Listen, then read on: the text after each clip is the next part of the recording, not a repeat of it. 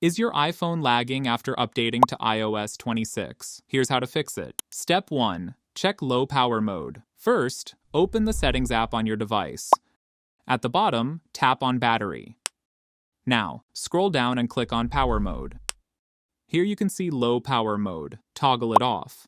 Step 2. Update apps. Go to the App Store on your device. At the top right corner, click on your profile icon. Then, click on Apps Update. Here, click on Update All.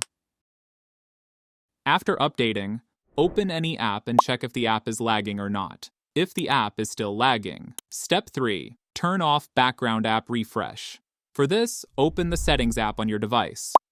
Then, scroll down and tap on the General. Here, look for the option Background App Refresh and click on it.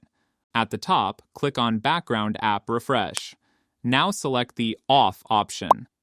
Step 4. Restart your iPhone. Press and release the Volume Up button. Press and release the Volume Down button. Now press and hold the side button until you see the Apple logo. This refreshes the system and clears minor bugs.